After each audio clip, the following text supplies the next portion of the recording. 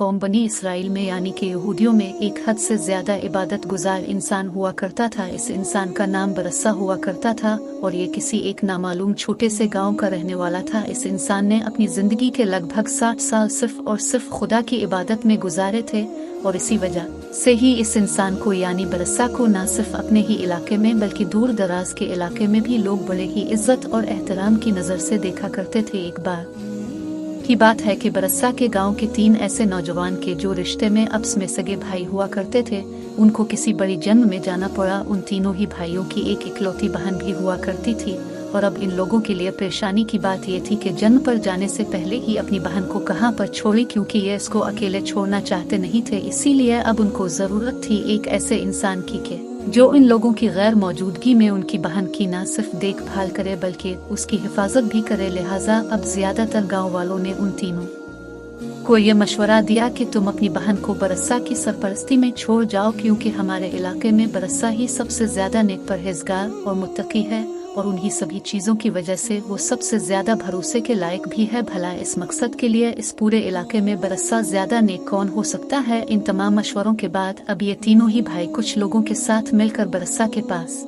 पहुंचे और उनको पूरा माजरा बताया और उसके बाद अपनी बहन की जिम्मेदारी लेने की रिक्वेस्ट की। मगर बरस्सा ने न सिर्फ अपनी और भी बहुत सारी परेशानियां बताई बल्कि साथ ही साथ ये भी कहा कि जिम्मेदारी को लेने की वजह से मेरी इबादत में खलल पैदा होगा, यानी मैं खुदा की इबादत को सही से नहीं कर पाऊंगा कि जिस तरह से करता आया हूँ। और उन तमाम चीज़ों का हवाला देकर बरस्सा ने ये जिम्मेदारी लेने से साफ साफ इनकार कर दिया। मगर फिर शैतान ने बरस्सा के दिमाग में वसवसा डाला और उसकी नरम दिली का फ़ायदा उठाते हुए उनको दिमागी तौर पर ये समझाने की कोशिश की कि अगर ये लोग तुम्हारी वजह से तुम्हारे ही जैसा कोई नेक इंसान नहीं ढूंढ सके और अपनी बहन को किसी गलत इंसान के हवाले कर गए और फिर बाद में नतीजे के तौर पर उनकी बहन की जिंदगी भी खराब हो गई, तो इसके जिम्मेदार सिर्फ यही लोग नहीं होंगे बल्कि तुम भी होगे। लिहाजा बरस्सा भी फौरन शैतान के वसवसे में आ गया और उसने ये जिम्मेदारी लेने की हामी भर दी। दोस्तों, वक्त गुजरा और वो तीनों नौजवान अपने जन्म के सफर के लिए निकल गए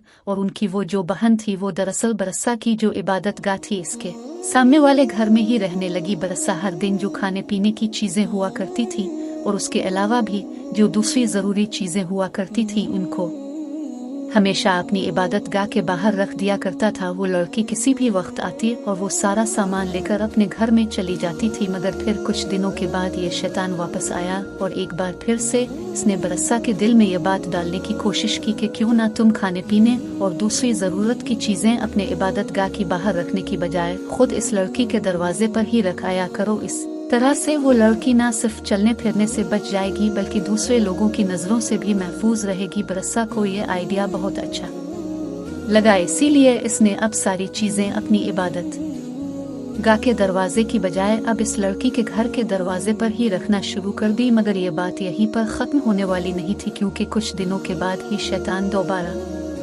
वापस आया और उसने एक बार फिर से बरस्सा के दिल में अब ये ख्याल डालना शुरू कर दिया कि क्यों ना तुम ये सारी चीजें अब इसके घर के दरवाजे पर रखने की बजाय इसके घर के अंदर ही रखना शुरू कर दो, क्योंकि जब इतनी दूर तक आ ही रहे हो तो अंदर ही रख दो और इससे फायदा भी ये होगा कि वो लड़की दरवाजा खोलने और बाहर निकलने की जहमत से भी बच जाएगी और इस तरह से अब वो और ज्यादा महफूज हो जाएगी। ये आइडिया भी बरस्सा को दूसरे आइडियाज की तरह अच्छा लगा और उसने अब वो सारी चीजें इसके घर के अंदर ही जाकर रखना शुरू कर दे। मगर कुछ ही अरसा गुजरा और शैतान एक बार फिर से वापस आया और इस बार उसने बरस्सा के दिल में ये ख्याल डाला कि वो लड़की दिन भर के अंदर अकेली रहती है, तन्हा रहती है, कहीं ऐसा ना हो कि वो तन्हाई से परेशान है बीमार हो जाए। तो मैं चाहिए कि तुम इससे कभी कभी बात कर लिया करो, भले ही वो बात भी नेकी और अच्छी की हो, यानी बात करते वक्त इसको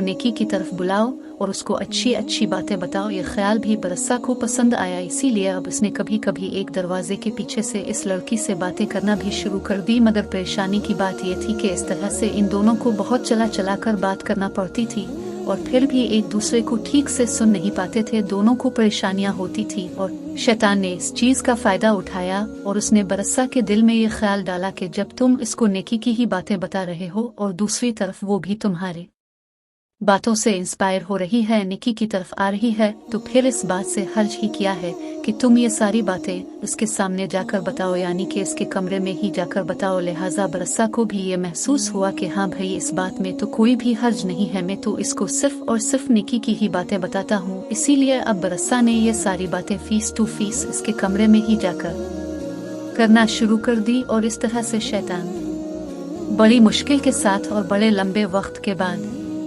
इन दोनों को एक ही छत के नीचे लाने में कामयाब हो गया। मगर दोस्तों, ये अच्छी और नेकी की बातें कुछ दिन तक ही चली। इसके के बाद इन दोनों के बीच आहिस्ता आहिस्ता इश्क की आग लगने लगे। वो लड़की बरसा को अपनी हुसैन अदाएं और जलवे दिखाने का कोई भी मौका नहीं छोड़ा करती थी। दूसरी तरफ बरसा की निगाहें भी लड़की की खूबसूरती से बिल्कुल ना हटा करती थी।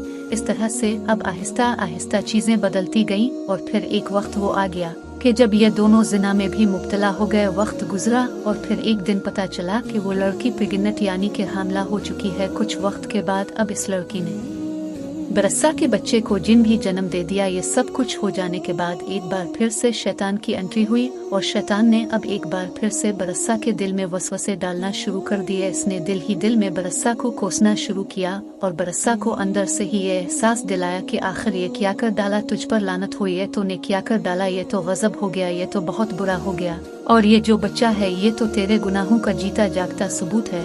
इसीलिए बेहतर यह है कि फौरन इस बच्चे को कत्ल कर दो, क्योंकि अगर तुमने इस बच्चे को कत्ल नहीं किया तो बदले में इस लड़की के जो तीनों भाई हैं फिर जो गांव वाले हैं तेरे को जरूर उसको कत्ल कर देंगे। लिहाजा बरसा ने परेशानी के आलम में जोश में आकर इस बच्चे को फौरन कत्ल कर दिया। कत्ल करने के बाद इस बच्चे की लाश को इसी कमरे में ही जमीन के नीचे दफना दिया कि जिस कमरे में वो लड़की रहा करती थी। मगर अपने बच्चे की मौत के बाद दूसरी तरफ वो लड़की अब न सिर्फ गमगीन बल्कि बहुत ज्यादा गहमसिम रहने लगी, हमेशा खामोश और बहुत ज्यादा परेशानी के आलम में। ये सब देखकर अब शैतान ने एक बार फिर से बरसा के दिल में ये ख्याल डाला कि तुमको क्या लगता है कि अपने बच्चे की मौत के बाद ये लड़की खामोश बैठेगी? ये जरूर किसी न किसी दिन ये राज जरूर खोलेगी। इसीलिए बरसा ने फौरन अपना फ्यूचर बचाने के लिए इस लड़की को भी कत्ल कर डाला और उसको इसके बच्चे के साथ वहीं पर दफन कर दिया। साथ ही साथ एक नकली कब्र इस घर के आंगन में भी बनाई। कुछ वक्त के बाद जब इसके तीनों भाई जंग से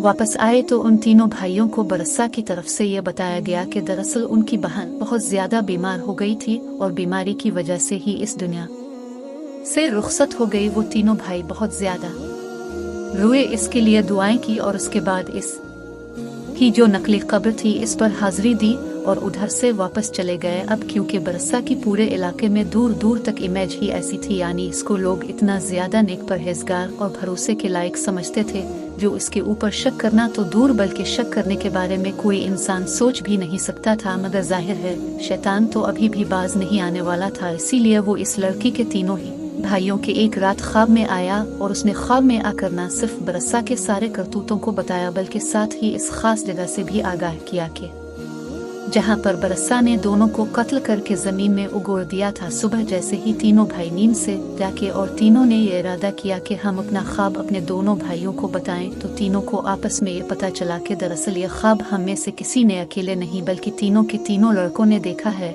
इसीलिए उनको अब ये यकीन भी हो गया कि होना हो हमारा ये ख्वाब जरूर सच्चा है। वो फौरन भागते हुए बरसा के घर पहुंचे और उन्होंने जाते ही वो नकली और असली दोनों ही कब्रें खोद डालें और वहां से इन लोगों को अपनी बहन और अपने बहन के बच्चे की लाश भी मिल गई। जाहिर है दोनों ही लाशें मिलने के बाद अब इस लड़की के तीनों भाई गुस्से से हो गए। उन्होंने फौरन बरसा को पकड़ा और बादशाह के पास ले गए ताकि इसको कोई कट्टर से कट्टर सजा दिलवाई जा सके। दूसरी तरफ बरसा भी अब जान चुका था लोग को अगर कोई हल्की से हल्की यानी छोटी से छोटी सजा भी मिलेगी तो वो मौत के सिवा कुछ न होगी। ऐसे ही हालात में एक बार फिर से शैतान इसके सामने जाहिर हुआ और इस बार तो उसने बरसा को अपनी असलियत से भी आगाह करवा दिया और बताया कि किस तरह से जो कुछ तुम्हारे साथ हुआ है इस सब का जिम्मेदार सिर्फ और सिर्फ मैं था मैं ही वो हूँ कि जिसने वक्त पर तुमको बहका कर ये सब कुछ करवाया है। साथ ही साथ शैतान ने बरसा को ये मशवरा भी दिया कि अगर वो मौत की सजा से बचना चाहता है तो वो मुझको आका मान ले और साथ ही साथ इसको सजदा भी कर ले। बरसा जो पहले ही अपनी मौत के डर से थर थर कांप रहा